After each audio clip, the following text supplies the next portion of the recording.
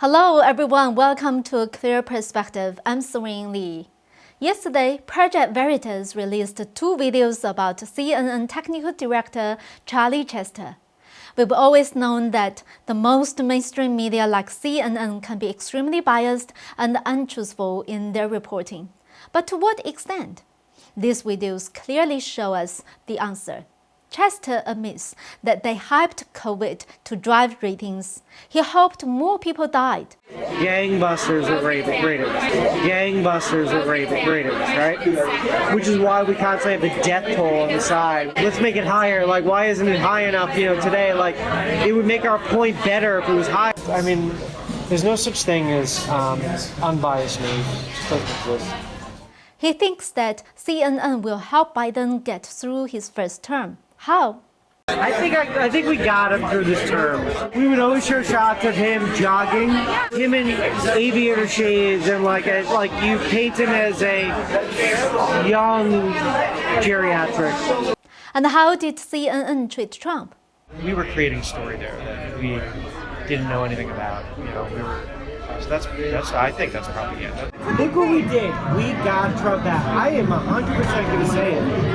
And I 100% believe it, that if it wasn't for CNN, I don't know that Trump would have got voted out. Our focus was to get Trump out of office, right? Without saying it, that's what it was, right? Now that Trump stepped down and the hype over the pandemic is cooling off, what will CNN do next? It's going to shift over to climate change. So our next thing is going to be for climate change awareness. What does that look like? I don't know. I'm not sure. I have a feeling it's just going to be like constantly showing videos of like decline in ice and weather warming up and like the effects it's having on the economy and really diving into Who decides that? the head of the network, like just Who's that? Is that Zucker? Zucker, yeah. I imagine that. Here you can see that CNN, known as the fourth pillar of democracy, does not do any real reporting. They are a political brainwashing tool for the left. CNN also fabricated a lie that Representative Matt Gaetz was deeply involved in a sex trafficking scandal. He reportedly went to Trump's estate to get his endorsement and help, and Trump refused. This narrative was made up by CNN. Trump immediately responded by calling it fake news. Trump wrote in a statement issued on Monday night, "Fake news CNN, relying on all anonymous sources, meaning they probably made the whole thing up, wrote a very dishonest story claiming Congressman Matt Gaetz asked for a meeting with me at Mar-a-Lago in Palm Beach, Florida, and was denied. This is completely false." CNN would say all these fake articles were from anonymous sources, but in fact, there was no source at all. They made it up to support their agenda. In fact, CNN should have reported on the Democratic Congressman Eric Swalwell, who slept with Fang Fang, a spy sent by the Chinese Communist Party. Why is he still sitting comfortably in the Intelligence Committee of Congress, reading top-level intelligence? Trump said this person should have been kicked out of the Intelligence Committee as his ties with China is a threat to national security. And the New York Times invented something even more outrageous, saying that Gaetz had asked Trump for a preemptive pardon before he left office. This implies that Gaetz knew his crime was too big to hide. In his statement, Trump said, "Congressman Matt Gaetz has never asked me for a pardon." Now the media is desperately trying to report Matt Gaetz's sex scandal because he is a strong conservative and very pro-Trump. On the other hand, we've also seen the sex scandal of New York Governor Cuomo. By now, 9 or 10 women have come forward with accusations, but not a single woman have come forward to accuse Gaetz. Even Biden had women accusing him of sexual harassment. So far, there has not been a single one for Gaetz. However, the media does not want to give up, so they keep making up stories to attack Gaetz. CNN has completely abandoned its role of monitoring the government and reporting the truth. It has become a propaganda tool for the Democratic Party. Recently, the United States has been facing a border crisis, yet the mainstream media chose not to report it. If it was the Trump administration facing this border crisis, just imagine what the media will do. Move on, let's talk about the shooting of Dante Wright at Brooklyn Center, Minnesota. The reaction from the left seems a bit surprising. Brooklyn Center is a city near the northwest suburbs of Minneapolis.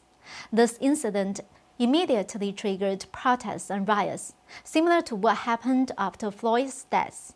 It was also in Minnesota that Floyd's death occurred last May. The police officer involved with Floyd's case is still on trial, and the officer is a white male.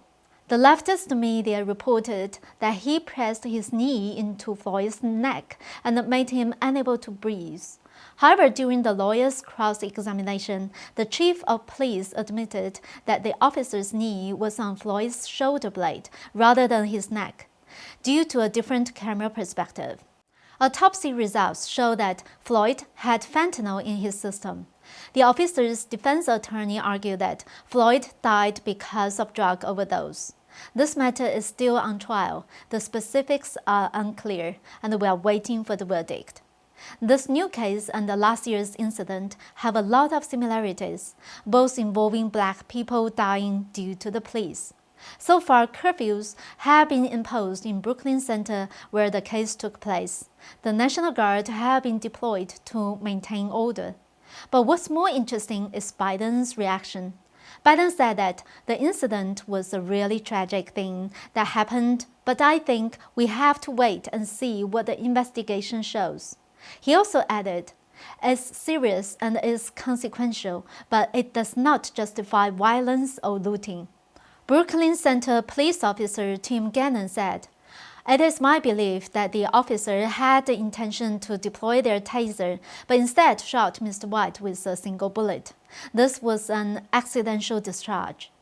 Some media reported that the female police officer was charged with second-degree manslaughter. Meanwhile, I read another news that said the Department of Justice will not seek charges against the Capitol police officer that killed Ashley Babbitt during the January 6 Capitol incident. I don't get it. Do only Black lives matter? Biden said, "There is absolutely no justification, none for looting, no justification for violence." This is a completely different attitude compared to last year. Last year, Biden personally kneeled down to Floyd. Now that Biden is in power, he certainly does not want public security to become a mess during his administration. Last year, the movement to defund the police spread across the United States.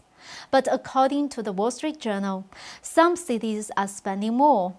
This report was in July of last year when BLM was gaining traction. Police in many areas are actually getting more funding. Bloomberg also reported that 26 of the 50 largest cities in the United States increased funding, and less than half of the cities actually cut their budgets. Funny thing is, the budget was not cut as retaliation against the police, but because of financial impact due to the pandemic. This is a clear example of the left saying one thing but doing another thing. BLM has been but a tool for the left, and its ideology is quite similar to Marxism. It has been reported that the co-founder of BLM, a 37-year-old woman named Patricia Ken Collars, bought 4 high-end houses for $3.2 million. The New York Post reported the self-described Marxist last month purchased a $1.4 million home on a secluded road a short drive from Malibu in Los Angeles. The demographic of that area is 91% white. If white people really do discriminate against Black lives, then she should have bought a house in a Black neighborhood. The New York Post also said that her house in Atlanta has an indoor swimming pool and a separate RV shop that can accommodate the repair of a mobile home or small aircraft, according to the real estate listing. People are now calling for an investigation on how the money is handled behind BLM to see how much of it has gone into the co-founders' pocket. The rioters of BLM think that they can rob and steal in order to get rich. This is the mentality of the Marxist proletarian. They are not the neatly dressed left establishments situated in the Capitol and the White House. The demands of BLM are different from the left establishments, and these two groups despise each other. It seems that the left thinks these proletarians are too savage and aren't welcomed as guests in their homes or neighborhood, let alone cabinet ministers. The left is just using BLM for riots to give Trump a hard time, along with their votes. Imagine if BLM was in power, these leftist establishments would have been eradicated immediately, like how the CCP got rid of its dissidents. Although BLM or Antifa may have spent a lot of effort and got Biden elected, Biden has not ever returned the favor. He hasn't elected any of them as cabinet ministers, nor has he even given these organizations aid. Now that Biden has power, he certainly would not want BLM to make any more trouble, and might compromise re-elections for the left. Some viewers might ask, what about the For the People Act, H.R. 1? With this act, why would Democrats still worry about re-election? The Democrats wanted to make the supposed success in the 2020 election a real success so that they can stay in power. But there is another problem. Once this bill gets passed, the moderate Democrats still cannot guarantee that they will win. To be clear, within the Democratic Party, it is probably guaranteed that the far-left Democrats, like AOC and Omar, would win. But the moderate wing of the Democratic Party will be less likely to win. That is why this bill has not been voted on in the Senate yet, even though it passed the House. But it's questionable whether the moderate Democrats in the Senate will support the bill. The moderate Democrats are worried that they will lose their seats. Senator Joe Manchin and Christine Sinema have stated their position against eliminating the filibuster. No one wants to risk their assets and personal safety in a political fight. So I think many leftists are just playing along on the surface. In their hearts, they probably know that some things just won't succeed. Biden is trying to pass H.R. 1 bill, but he probably even feels like it is impossible. I think a lot of what Biden is doing is just putting on an appearance to satisfy the far left. Few days ago, Biden worked out a compromise on the expansion of the Supreme Court. He said that he would set up a 36-member commission to study the pros and cons of expanding the Supreme Court. This committee will be bipartisan. The study will last for 180 days. It is now April, so they will probably have a report by October. I think it will take a while before anything is done after the report comes out. If it is delayed past the 2022 election, this bill will basically be a non-starter. By then, the Republicans will probably win back the House and the Senate. As long as the Republicans control the Senate, Biden will not be able to pack the court with Democrats. I think Biden knows that he won't be able to achieve this, so he is probably just trying to appease the far left that voted for him. We should not assume that these extremists can do whatever they want, even though they are in the White House and control the House and Senate. The conservatives can still make a difference. But the political spectrum in the United States have been shifting to the left over the past few decades. If conservatives don't act now, the left will eventually achieve what they want. Everyone should be aware of the threats that America is facing right now, mainly the threats to our freedom, such as access to information, freedom of speech, voter integrity, public education, and the mainstream media. I think conservatives must take action. Freedom has a cost, and the question is who will bear that cost. In the United States, if every conservative is willing to bear a little bit of the effort and pay the price, then it won't be so hard. But if no one is willing to bear the cost, then whoever fights for the people will pay for everything. Trump paid a big price, and there are reports that Trump's net worth dropped by a third during his presidency. After Trump stepped down, it is up to every American to step up and take on the responsibility of protecting America's freedom. Lastly, we would like to remind our viewers again that our platform may be restricted on social media. We would like to recommend the YouMaker platform to everyone.